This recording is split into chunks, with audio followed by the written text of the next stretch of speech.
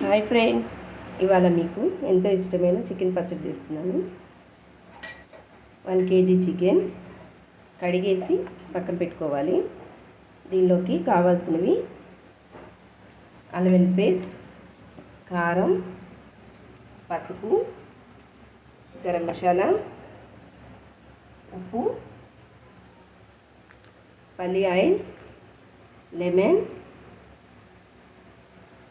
ఈలోపు చికెన్ని కడిగేసి స్టవ్ ఆన్ చేసి స్టవ్ మీద ఉడకపెట్టుకోవాలి. ఇలా బాయిల్ చేసుకోవాలి.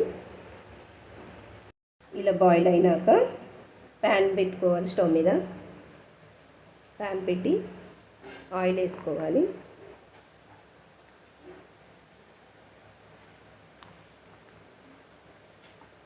చికెన్ని ఫ్రై చేయాలి.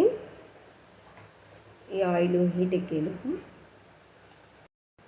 నూనె వేడెక్కినాక దీనిలోకి ఫ్రై అయినాక చికెన్ దీనికి సరిపడ కారం వేసుకోవాలండి. కారం, గరం మసాలా,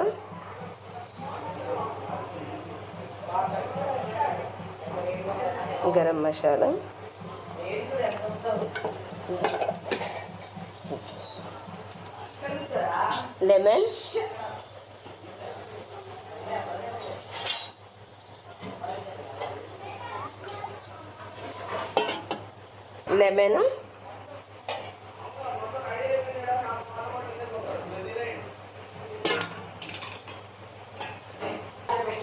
ఇలా కారం వేసినాక దీనికి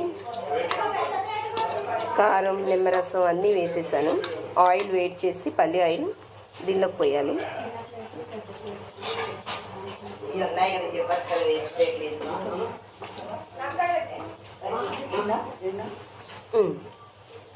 పల్లి ఆయిల్ వేయాలి. ఓకేనా ఫ్రెండ్స్, ఇంతే చికెన్ పచ్చడి. చాలా టేస్టీగా క్రిస్పీగా ఉంది. బాయ్ ఫ్రెండ్స్, చికెన్ పచ్చడి అయిపోయింది.